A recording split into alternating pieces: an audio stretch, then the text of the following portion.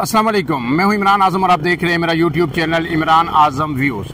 नाज़रीन, आज एक दिलचस्प खबर लेकर आपके सामने हाजिर हुआ हूं। ये खबर सियासत से मुतल्लिक नहीं है, लेकिन ये सिक्योरिटी से किसी हद तक ज़रूर जुड़ी हुई है। खबर यह है कि आपको पता है कि 31 मार्च की डेडलाइन दी गई थी अफगान जो गैर कानूनी महाजरीन है पाकिस्तान में, जो तवील अरसे से यहाँ पे रह रहे हैं। और ये जो महाजरीन थे, ये आपको पता है कि जो अफगान वार हुई थी, जब सोवियत यूनियन ने हमला किया अफगानिस्तान के, उसके बाद ये पाकिस्तान में आए थे और तकरीबन 30 लाख से ज़ायद थे। लेकिन बार बार इन्हें कहा जाता रहा अफगान महाजरीन को कि अपने पुरअमन तौर पर अपने वतन वापस चले जाएं। पाकिस्तानी मैशियत अब इनका बोझ उठाने के काबिल नहीं है। तवील अरसा पाकिस्तान ने इनकी मेज़बानी की है, लेकिन इसके बावजूद ये लोग बड़ी तादाद में जो है पाकिस्तान के अंदर मुकीम थे। लेकिन हालिया जो सिक्योरिटी इश्यूज़ पाकिस्तान के लिए पैदा हुए हैं गुज़श्ता 1.5 से 2 साल के अंदर, जिस तरह पाकिस्तान के अंदर KPK और ख़ास करके बलोचिस्तान में जो हमले हुए हैं, दहशतगर्दी की कार्रवाइयाँ हुई हैं, उसमें अफगान शहरी बराह रास्त मुलविस निकले हैं। ये शहरी जहाँ अफगानिस्तान से TTP को जो है उनके लिए काम करते थे, वहीं ये खुद भी पाकिस्तान की सरजमीन पर आकर हमलों में मुलविस रहे हैं और कई दहशतगर्दों को सिक्योरिटी फोर्सेज ने हलाक किया। इसके बाद पाकिस्तान ने, रियासत ने, हुकूमत ने ये दो टोक फैसला किया कि अब इन लोगों के साथ कोई नरमी बरती नहीं जाएगी, और जब तक ये लोग जो वापस नहीं जाते तो हमें यही पता चल सकता कि जो है ये कौन से लोग जो है टेररिस्ट हैं, कौन से पुरअमन शहरी हैं। क्योंकि ये लोग पुरअमन शहरियों के रूप में पाकिस्तान आते थे, अपने रिश्तेदारों के पास ठहरते थे, इनके पास जो है सिटीज़न कार्ड्स भी थे और दूसरे जो परमिट थे रेजिडेंसी के वो भी मौजूद थे, और फिर ये मुख्तलिफ कार्ड्स पे यहाँ पे आते और फिर आके दहशतगर्दी की कार्रवाइयाँ कर रहे थे। अब इसके बाद जब ये फैसला किया गया तो कई दिलखराश मंजर भी सामने आए, क्योंकि कई नस्लों से नस्ल दर नस्ल ये यहाँ पे रह रहे थे। लेकिन एक खबर जो आज सोशल मीडिया पे हर जगह वायरल हुई है, बड़ी अहम है और दिलचस्प है।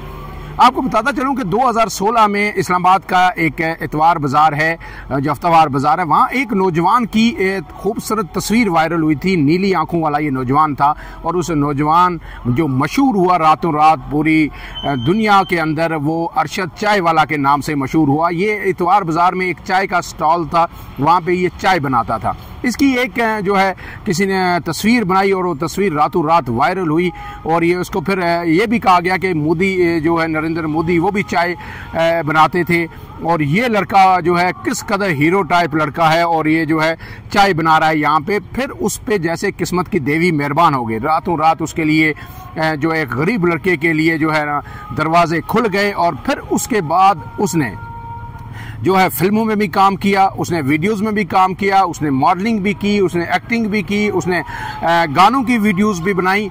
और ना सिर्फ उसके बाद उसने ये वीडियोस बनाए, शोबिज़ के में की आंखों का वो तारा बन गया, बल्कि उसके साथ अहम बात ये हुई कि उसने इससे जो शोहरत थी उसको कैश करवाया। और कैश इस तरह उसने करवाया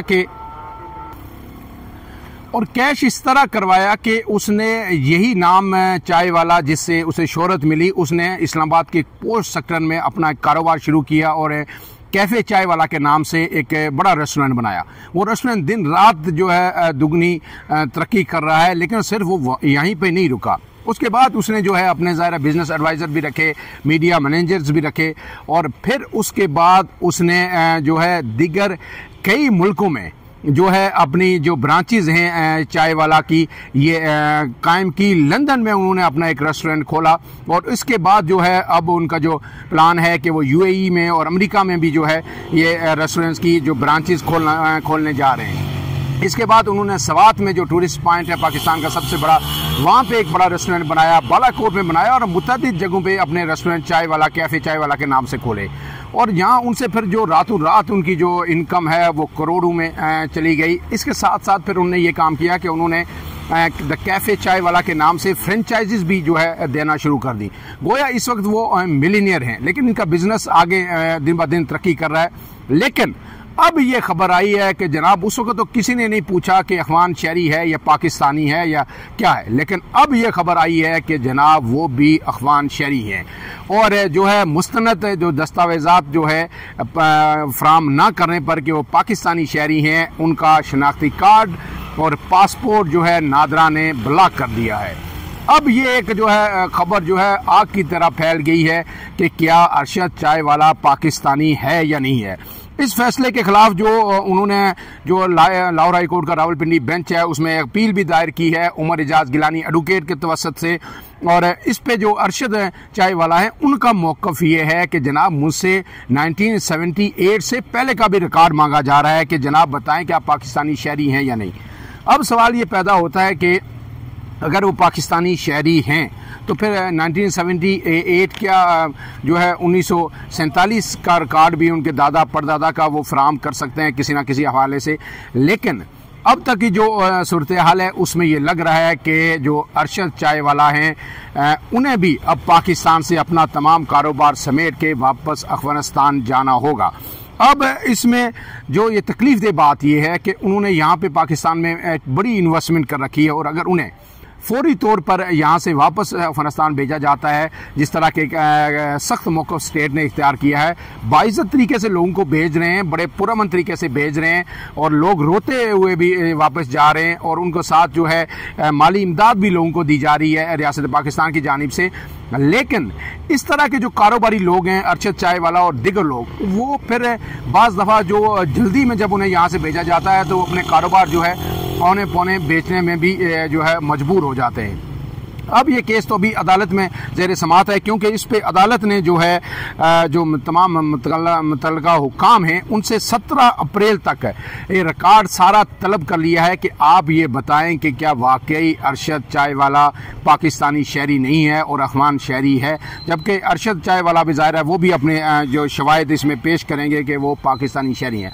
अब इस केस का फैसला होना है और 17 अप्रैल को बड़ी अहम समाअत होनी है और 5 से 6 रोज़ बाद और उस दिन ये फैसला हो जाएगा तकरीबन के क्या अरशद चाय वाला मजीद पाकिस्तान में क्याम कर सकते हैं या नहीं कर सकते।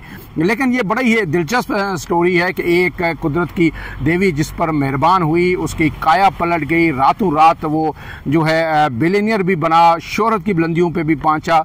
लेकिन अब उसकी ज़िंदगी में एक नया ट्विस्ट आया, ये दूसरा ट्विस्ट है। पहला ट्विस्ट ये था कि जनाब वो इतवार बाज़ार में एक चाय के ठेले पे काम करता था, वो भी उसका अपना नहीं था, चाय बनाता था, लेकिन उसने आज तक चाय बनाना नहीं छोड़ी। ये अहम बात है, वो चाय अब भी बनाता है और जो है अब वो उसका उसका प्रोग्राम ये है कि अब वो अपना एक जो है टीवी शो भी शुरू करेगा इसी हवाले से, जिसमें लोगों को जो है मौके दिए जाएंगे, जिस तरह टैलेंटेड लोग हैं जो आगे आएंगे और एक्टिंग के हवाले से भी, क्योंकि वो एक्टिंग का भी शौक रखता है। अरशद चाय वाले का कहना है कि ये सब कुछ इतना आसान नहीं था, शोहरत तो मुझे मिल गई लेकिन उसका कहना है कि 2 माह तक तो मुझे समझ ही नहीं आई कि मेरे साथ हो क्या रहा है। लेकिन फिर आहिस्ता आहिस्ता मैंने कुछ चीज़ें सीखी, मीडिया से बात करना सीखी, फिर मैंने जब एक्टिंग और मॉडलिंग शुरू की तो घर वालों की तरफ से, क्योंकि हमारी ये रवायात नहीं थी, बड़ी सख्त मज़ामत हुई, मुखालफत हुई, लेकिन फिर लोगों घर वालों ने भी हथियार डाल दिए मेरे आगे। अब जाहिर है वो एक बाइज़्ज़त तरीके से दुनिया भर में अपना बिजनेस भी कर रहा है और अब जो है उस शोहरत को वो कैश भी करवा कर चुका है। लेकिन अब अगर जो है पाकिस्तान से उसका ये बिज़नेस क्लोज होता है तो फिर जाहिर है उसे यूएई में जहाँ उसका सेटअप है वो वहाँ भी जाएगा और या लंदन जाएगा या फिर वापस अफगानिस्तान जाएगा, उसके लिए तो अपॉर्चुनिटीज़ मौजूद हैं बहरहाल। लेकिन ये पाकिस्तानी जो लोग हैं, पाकिस्तानी अवाम हैं, उनके लिए एक बड़ी ही नई खबर थी कि जनाब अरशद चाय वाला दर हकीकत जो है पाकिस्तानी नहीं बल्कि अफगानी है। और इसके साथ साथ इस केस के हवाले से जो अपडेट्स होंगी वो क्योंकि नाजरीन की इसमें दिलचस्पी ज़रूर होगी कि इसका हतमी फैसला क्या होता है। क्या ये जो कानूनी जंग है ये रियासत पाकिस्तान या हुकूमत पाकिस्तान जीतती है या फिर अरशद चाय वाला जीतता है। इस हवाले से आपको मुसलसल अपडेट करता रहूँगा। फिलहाल के लिए इतना ही, इजाज़त दीजिए, अल्लाह हाफ़िज़।